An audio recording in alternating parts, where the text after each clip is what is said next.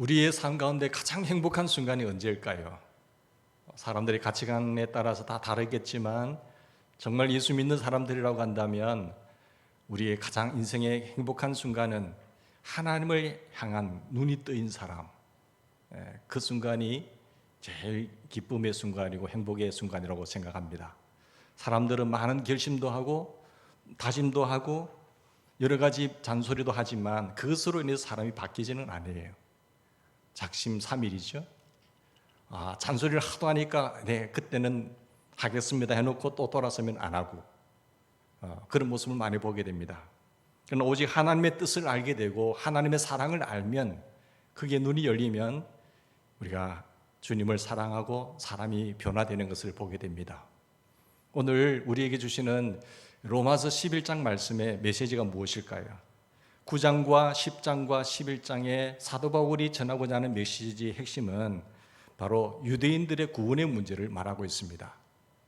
9장, 10장, 11장 유대인들의 구원 문제, 하나님께서 택하신 유대인 백성이 왜 이 십자가의 복음을 거절했을까?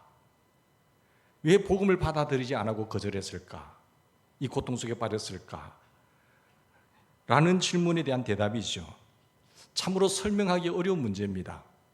그런데 사도 바울은 분명히 말씀합니다. 하나님께서는 결코 택하신 자기 백성을 포기하지 않으신다고. 그 메시지예요. 바울은 먼저 자기 자신을 보라고 했습니다. 나 히브리인 중에 히브리인이고 유대인이다. 나는 열심으로 말하면은 정말로 교회를 박해할 정도로 그만큼 열심히 있는 사람이고, 결심으로 말하면은, 그 다음에 율법으로 말하면 나는 바리새인이다. 그렇지만 내가 예수님의 사도가 되지 않느냐. 나 같은 사람들이 이렇게 바뀌었는데 유대인들이 바뀌지 않을까라는 것이에요. 그러면서 엘리야를 예를 들지요. 19장, 열왕기상 19장에 보면 엘리야가 주님, 이스라엘 자손은 주님과 맺은 언약을 버리고 제단을 헐었고 주님의 선지자들을 박해하고 죽였던 사람들입니다. 라면서 11장 전반부에 엘리야 이야기를 하고 있는 것이에요. 그러나 이제 이스라엘 백성들이 다 이런 짓을 하고 나는 이제 남은 사람은 나밖에 없습니다. 근데 하나님께서 엘리야에게 하신 말씀이 무엇입니까? 아니야, 너 말고 남은 자가 7,000명이나 돼 있어. 이렇게 말씀하셨어요. 이것은 유대인 중에서도 은혜로 택하심을 받은 사람들이 많다는 것을 말하고 있는 것입니다. 근데 25절 26절에 보면 이방 사람의 수가 찰 때까지 이스라엘 사람들 가운데 일부가 완고해진 대로 이스라엘이라는 것과 온 이스라엘이 구원을 받게 되는다는 것을 말씀하고 있어요.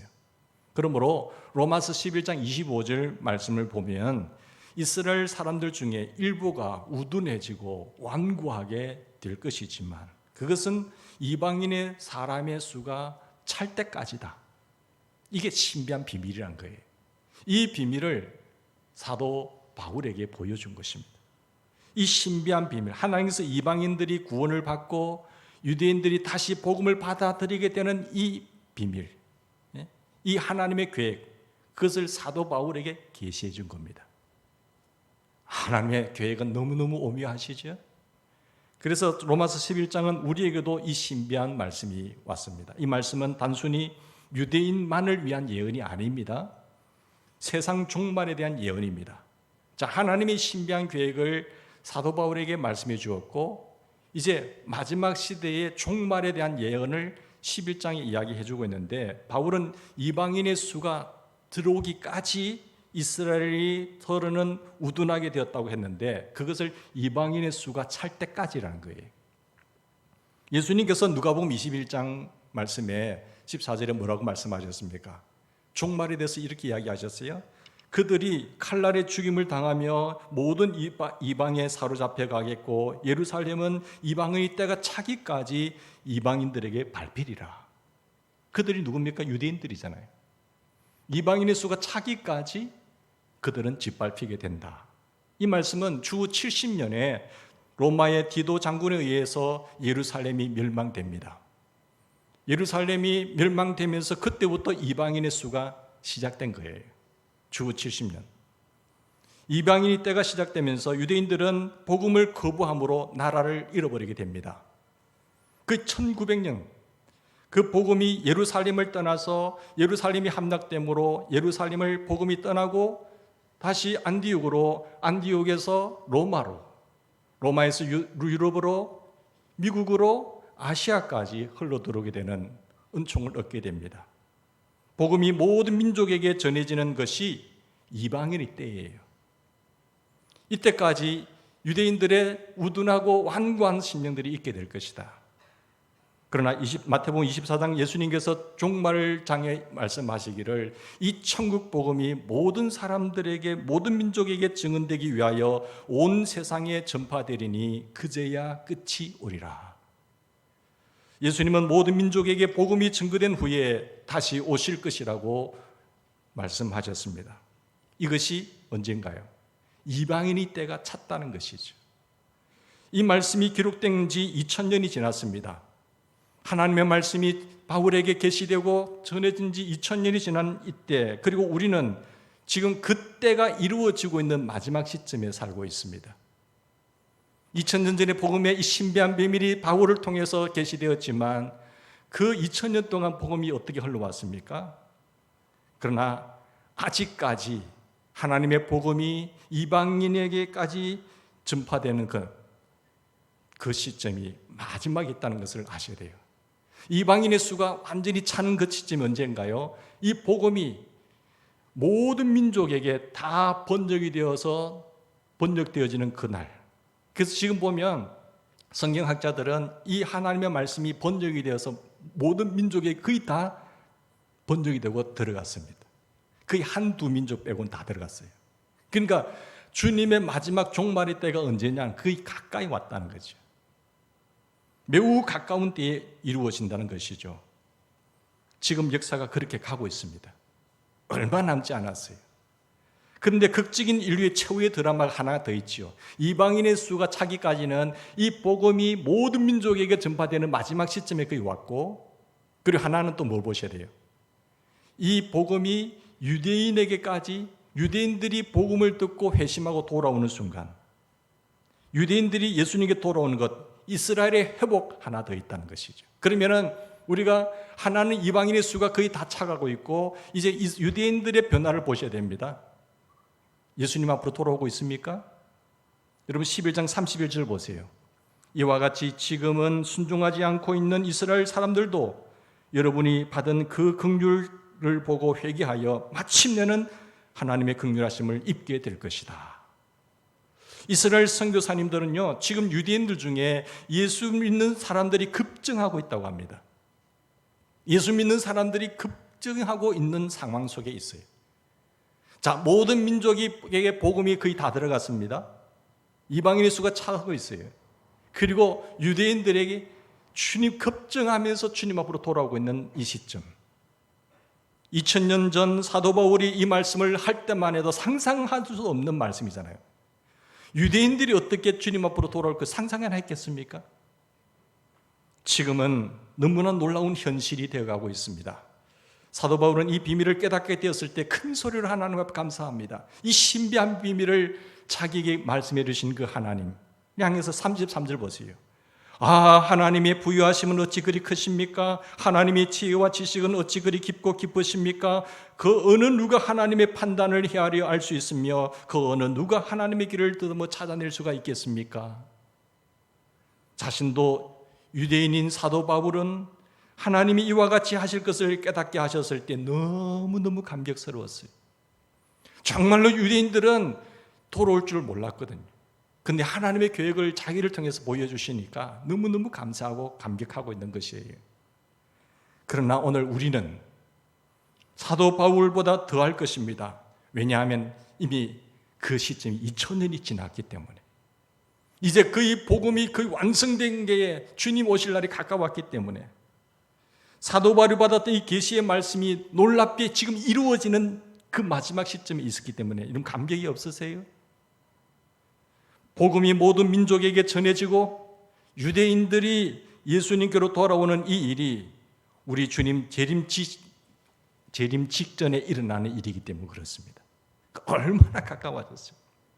그런데 유대인들이 예수님의 십자가의 복음으로 돌아오게 될 것이라는 이 메시지가 곡해되기 쉽다는 것은 참으로 조심스럽습니다.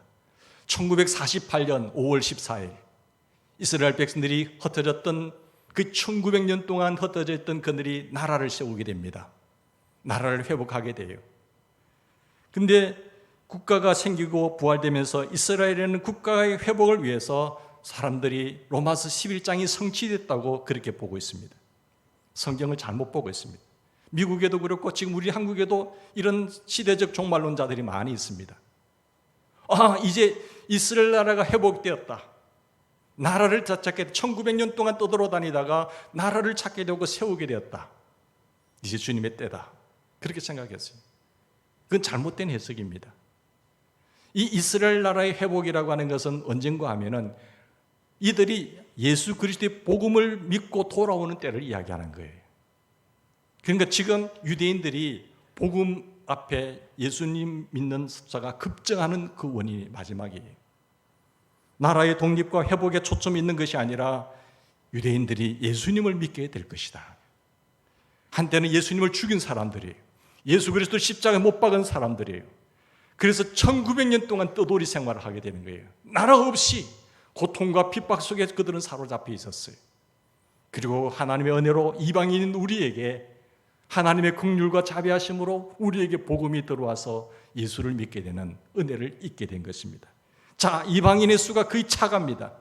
그리고 유대인들이 돌아오는 이 시점, 유대인들도 예수님을 믿게 될 것이라고 하는 것을 확신하면서 그들의 영적 회복을 위해서 기도하는 우리가 되길 바랍니다. 그리고 복음을 그들에게도 전해야 되는 것이죠. 여러분, 로마서 11장의 핵심 메시지는 하나님의 사랑입니다. 하나님은 택하신 자들을 결코 포기하지 않으시는 주님의 사랑의 메시지지요. 만약에 이들은 내가 하나님 택한 백성으로 살아가면서 내 아들까지 죽인 이 사람들을 우리 같으면 다시 구원할 계획이 있겠어요? 하나님이니까 다시 그들도 돌아오기를 원하는 그 자비하심이 2000년이 이 복음이 차기까지 인내하고 계시는 거죠. 하나님은 택한 자를 항상 지키시고 보호하시고 사랑하신 하나님이십니다. 여러분, 출애굽기는요, 하나님이 택하신 백성들을 구원하셨다는 그 드라마예요. 요한계시록은요, 앞으로 하나님이 택하신 백성들을 구원하신다는 메시지예요.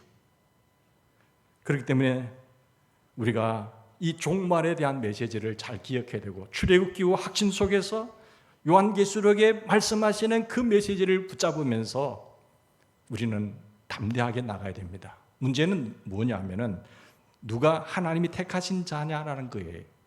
하나님이 구원하시고 종말에 오실 때가 언제냐, 그것도 중요하지만 더 중요한 것은 누가 하나님이 택하신 자냐. 하나님이 택하신 자는 반드시 그 노예 생활 속에서도 구원이 되신 그 출애굽기를 통해서 보여주신 하나님, 앞으로 사도 요한을 통해서 보여주신 요한계시록에 나타나신 하나님은 택하신 자들을 반드시 구원하신다라고 하는 메시지 속에서, 그럼 누가 택하신 자냐는 것이요. 하나님께서는 하나님이 택하신 자를 포기하지 않으시고 반드시 지키시고 구원하시는데, 그렇다면 과연 하나님의 택하신 백성은 누구냐 하는 문제가 생기지 않습니까? 여러분, 우리는 과연 하나님이 택한 백성이라는 확신이 있습니까? 자기에게 물어보세요. 나는 하나님의 택하신 백성이라고 하는 그런 확신이 있으세요? 유대인들도요, 나는 유대인의 혈통이라고 하는, 유대인의 나는 혈통이라고 해서 다 유대인이 아니라고 했습니다. 유대인의 혈통이면 믿을만 하잖아요. 그러나 유대인의 혈통이라고 해서 다 유대인이 아니에요. 너희들이 할례를 받았다고 해서 그 표면적 할례가 할례가 아니고 이면적 유대인이 유대다. 할례는 마음이 할다고 안 됐습니다. 뿐만 아니라 우리도 교회를 다닌다고 해서 다 하나님의 택한 백성이라고 단정할 수는 없는 거예요. 몰라요. 따라서 우리 자신이 택함 받은 백성이라고 하는 분명한 증거가 있어야 됩니다. 내가 하나님의 택한 백성이라는 증거가 무엇이에요? 교회 다니면, 교회 등록해 놓으면 택함 받은 백성입니까? 단정할 수가 없는 겁니다. 그것 가지고는. 자, 그러면 택한 백성이란 누굴까요? 예수님과 온전히 연합한 사람이에요. 주님은 포도나무고 우리는 가지예요. 예수 그리스도와 한 몸. 저가 내 안에, 저가 내 안에. 주님 내 안에, 내가 주님 안에 있는 사람. 예수 그리스도와 연합한 사람이 택함받은 백성이에요. 이런 사람이 구원받은 사람이고 택함받은 사람입니다. 우리가 예수님과 온전히 연합한 사람이라고 한다면 종말이 언제냐? 시간과 때가 언제냐? 종말에 두려움이 있을까요? 없지요. 그건 구원받지 못한 사람들이 두려워하는 거예요. 우리 하나님 예수 그리스도와 연합한 사람은 종말이 두려움이 아니라 기쁨이요, 감사지요. 구원받지 못한 사람들에게 두려운 것이지 구원받은 성도에게는 재림의 메시지는 항상 기쁜 것입니다. 오 마라나타 주님 오시옵소서. 여러분 데살로니가전서 5장 4절에 보시면 형제들아 너희가 어둠에 있지 아니하매 그날이 도둑같이 너희에게 임하지 못하리라 했어요. 믿습니까? 우리는 어둠에 있지 않기 때문에 주님이 도둑같이 임하지 않는다고 했어요. 예수님이 재림해 오실 때에 우리는 예수님의 재림을 결코 도둑같이 맞이할 수가 없는 거예요. 구원받지 못한 사람들에게서 그렇지 택함 받은 사람들에게는 주님이 도둑같이 오는 것이 아닙니다. 여러분 우리 식구들하고 늘 같이 지내잖아요. 같이 먹고 같이 지내잖아요. 근데 우리 식구들이 일을 하러 갔다가 저녁에 올 때, 공부하러 갔다가 다시 집으로 올 때, 학교 갔다 왔을 때 집 안에서 우리가 노크에 들어오면은 아이고 깜짝이야. 놀랍니까? 놀라지 않잖아요. 수고 많았어요 당신. 야 공부한다고 고생 많았다. 어서 밥 먹자. 쉬자. 이렇게 사는 게 당연한 거 아니에요? 늘 같이 하니까. 절대 도둑같이 오는 것이 아닙니다. 여러분 하나님께서 반드시 택한 백성들을 지키시는 것입니다. 보호하십니다. 마찬가지로 내가 알기에는 욥기 19장 25절에 보면 내가 알기에는 내가 대속자가 살아계시니 내 눈으로 그를 보기를 낯선 사람처럼 하지 않을 것이라 했어요. 주님과 동행하는 사람에게는 늘 같이 하는 사람에게는 한 몸인 사람에게는 도둑같이 오는 것도 아니고 낯선 사람처럼 느끼지 않는 거예요. 동행함이 없는 사람이 도둑같이 오는 거 놀라는 것이지 구원받은 우리 택함받은 사람에게는 전혀 그것이 두려움의 대상이 아닌 것입니다. 택함받은 사람은 재림하신 주님을 만날 때에 결코 낯선 사람 만나듯 되지 않는 것이죠. 낯선 사람처럼 주님을 만나게 된다면 그 사람은 택함받은 사람이 아닙니다. 그러므로 지금 우리가 예수님 안에 있고 예수님이 내 안에 계시고 이 삶이 얼마나 중요한지 몰라요. 주님 내 안에, 내가 주님 안에. 이것이 바로 예수님과 연합한 사람이에요.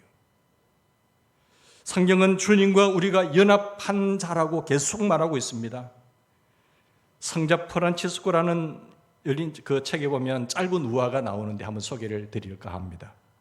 옛날에 평생 완전함에 이르기 위해서 애를 쓴 수도사가 있었습니다. 그는 자신이 가진 모든 것을 가난한 사람들에게 주고 저 사막 한가운데로 가서 수도를 하는 거예요. 그러면서 그러다가 그가 천국에 가게 됩니다. 천국 문을 두드립니다. 문을 두드리니까 안에서 누시오 묻습니다.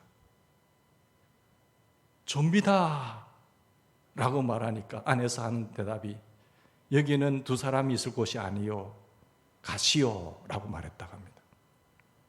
그런데 수도사는 다시 세상으로 돌아와서 열심히 수도 생활했습니다.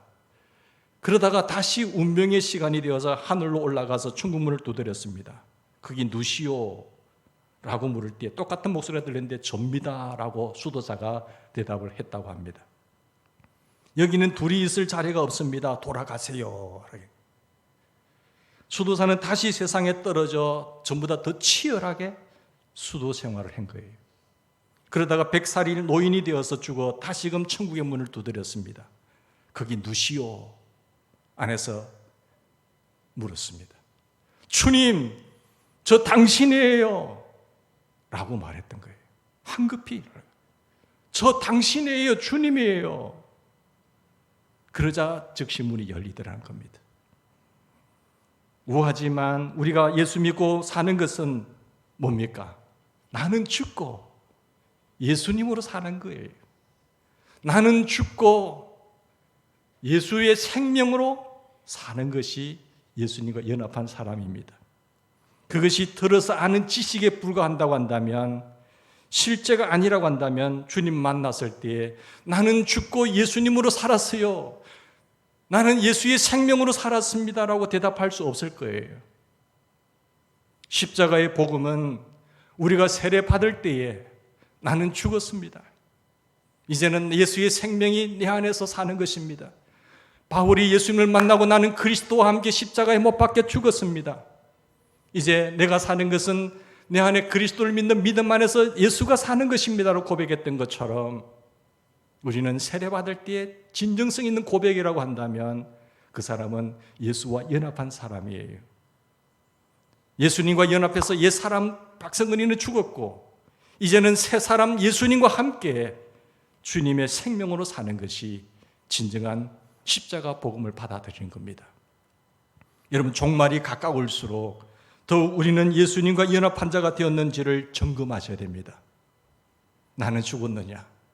예수의 생명이 내 안에 머물고 예수의 생명으로 사느냐?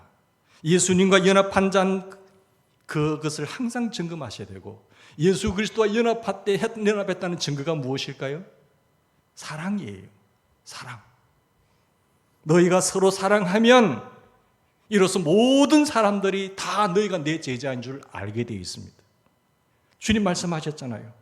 여러분, 누가 택함받은 사람이지요? 누가 구원받은 사람이지요? 세상 사람들이 다 알아요. 모릅니까?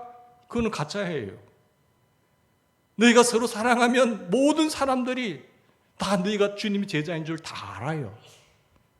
세상 사람들, 불신자들 모를 것 같아요. 다 알지요. 무엇을 보고 알지요? 우리가 구원받은 사람인지 택함받은 사람인지 무엇으로 알지요? 우리가 서로 사랑하는 것을 보고 아는 것입니다. 서로 사랑하면, 왜? 하나님은 사랑이시니까. 예수님은 사랑이시니까. 하나님의 택함받은 자녀 역시 사랑이어야 합니다. 성경은 모든 것이 다 사라질지라도 사라지지 않는 것 한 가지가 있다고 했어요. 뭡니까? 사랑이에요. 고린도전서 13장에 사랑은 언제까지 떨어지지 아니하되 예언도 패합니다. 예언도 패하고 방언도 그치고 지식도 다 패하리라. 그러나 사랑은 영원한 것입니다. 사랑하지 못하고 산다고 한다면 죽어도 남는 것이 없어요.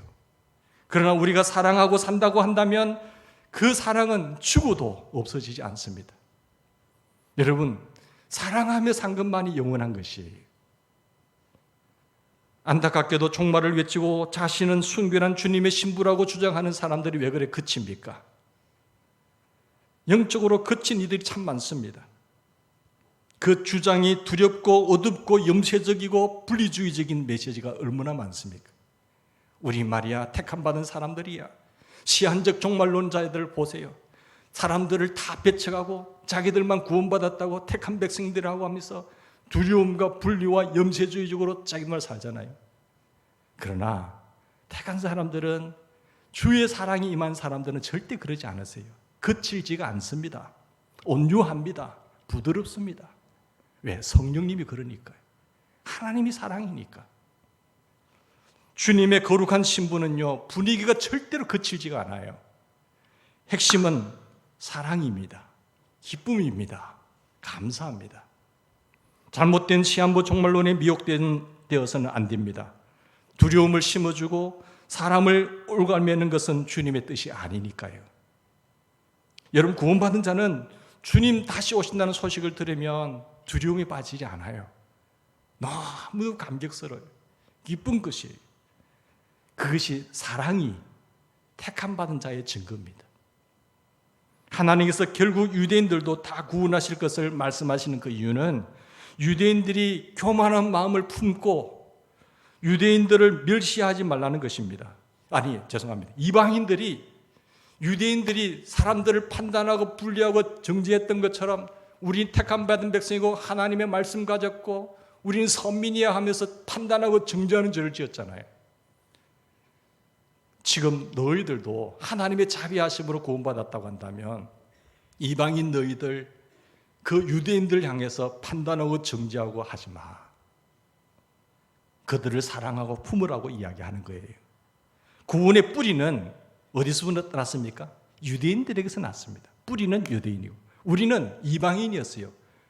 접붙임을 받은 접붙임 가지입니다. 원가지가 아니잖아요. 그래서 더 두려운 말씀이 있습니다. 두려운 말씀이 21절 보세요. 여러분 21절에 보면 하나님께서 본래의 가지들을 아끼지 아니하셨으니 접붙인 가지도 아끼지 않으실 것이라. 본래의 가지도 십자가 복음을 받아들이고 안 그럴 때는 거의 1900년 동안 그들 돌려버렸습니다. 나라 없이 살게 만들었어요. 원가지도 하나님이 이렇게 하셔서인저 너희들 접붙인 가진 이방인 너희들조차 아끼실 것 같으냐? 그렇지 않다는 거예요. 이렇게까지 하나님이 경고하시는 이유는 판단하고 정죄하고 분리라는 것에 대해서 말씀하시는 거예요. 너 좀 안다고 교만하고 다른 사람들을 갈시하고 판단하고 정죄하고 그렇게 하지 말라는 거지요. 이방인들은요, 하나님의 인자하심으로 구원받았잖아요. 하나님의 긍휼하심이 없으면 우리는 도저히 구원받을 사람이 아니에요. 그 하나님의 자비와 긍휼로 구원받은 사람이라고 한다면 항상 하나님의 인자하심에 긍휼하심에 머물러 있어야 된다는 것입니다. 그렇지 않으면 이방인들에게 접붙임 받은 우리에게 무서운 일이 일어나는 거예요. 여러분 22절 같이 읽읍시다. 22절 시작. 그러므로 하나님의 인자하심과 준엄하심을 보라. 넘어지는 자들에게는 준엄하심이 있으니 너희가 만일 하나님의 인자하심에 머물러 있으면 그 인자가 너희에게 있으리라. 그렇지 않으면 너도 지키는 바 되리라. 무슨 말씀이죠? 그렇지 않으면 너희들도 잘리리라. 로마서 11장의 메시지가 뭐라고 했지요? 결국 마지막 날에 될 일들을 이야기하는 거예요. 주님의 마지막 종말론의 메시지가 똑같잖아요.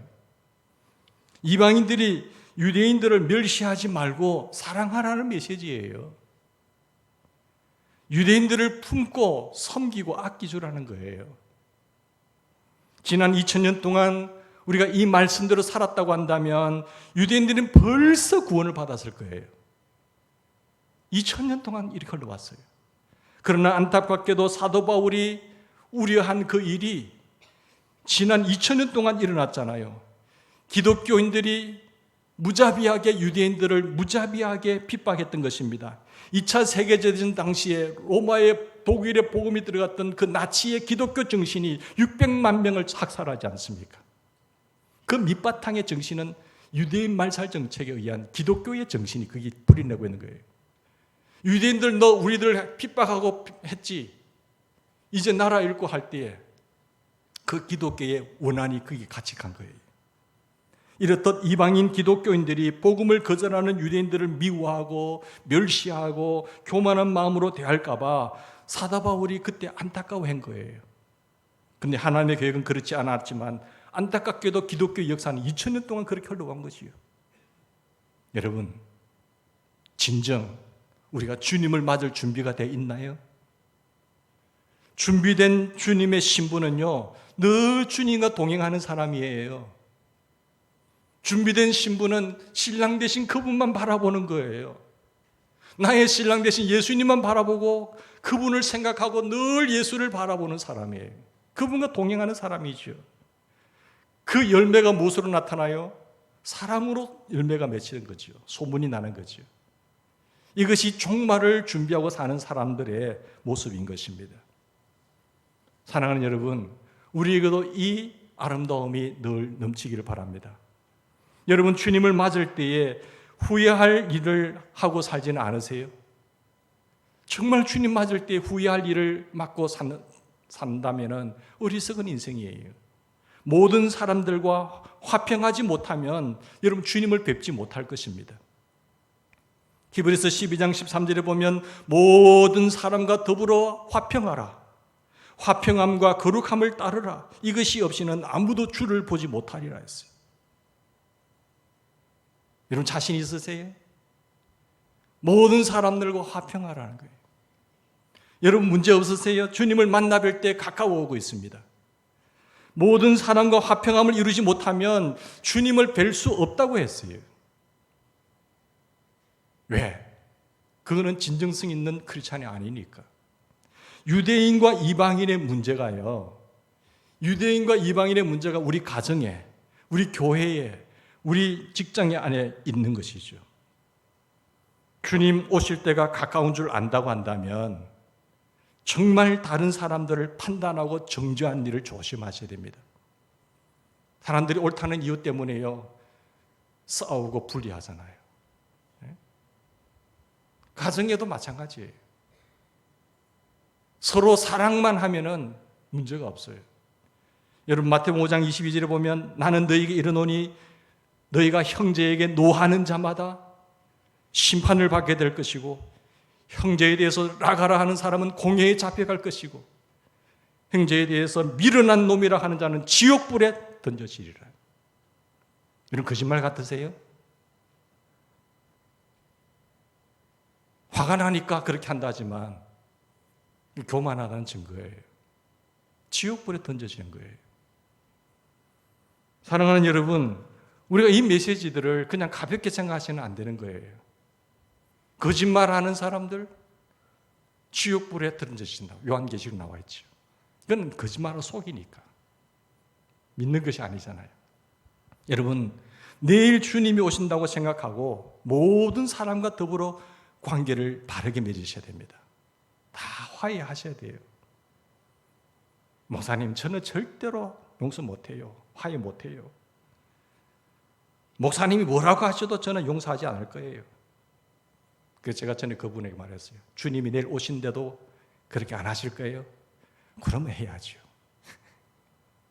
여러분, 주님이 오신다고 생각하고 사셔야 돼요. 그렇지 않으면 주님 못 뵈요. 너희 관용을 모든 사람에게 알게 하라. 주께서 가까우시니라. 여러분, 예수 믿는 거하고 삶하고는 따로따로 되는 것이 아니잖아요. 하나예요. 머리로 아는 지식하고 실제는 달라요. 같이 가야 돼요. 우리 모두가 서로 사랑하라, 내 이웃을 내 몸과 같이 사랑하라는 말씀만 제대로 여러분 지키고 살았다고 한다면 벌써 세상을 구원했을 겁니다. 구원하고도 남았을 거예요. 우리의 가정과 우리의 일터와 우리의 교회에 엄청난 역사가 일어났을 거예요. 놀라운 부흥의 역사가 일어났을 거예요. 그런데 이방인인 우리가 접붙임을 받았으면서도 계속 싸우고 하니까 다 떠나가는 거예요. 불신자들은 문을 닫아버리는 거예요. 여러분, 서로 사랑하라고 하신 이 계명 하나만 끝까지 지키며 사시기를 주의 이름으로 축원합니다. 이 하나만 지켜도 놀라운 역사가 나타나는 거예요. 우리가 택함 받은 자라는 증거가 뭡니까? 사랑이에요. 그러면 하나님께서 결코 우리를 포기하지 않을 줄 믿습니다. 절대 속지 마시기 바랍니다. 정의를 외치는 소리로 싸우고 다투고 미워하고 분리하고 하면은 그 사람은 주님 못 보는 겁니다. 왜? 하나님은 사랑이시니까. 마귀에게 속지 말고 환경과 여건 핑계대지 마시고 온전히 주님 바라보면서 나를 결코 포기하지 아니하신 하나님, 유대인들을 결코 포기하지 아니하시고 끝까지 기다리신 하나님의 손길을 붙잡고 우리가 다 천국에 올인하는 우리 모두가 되기를 주의 이름으로 축원합니다. 같이 기도하십시다.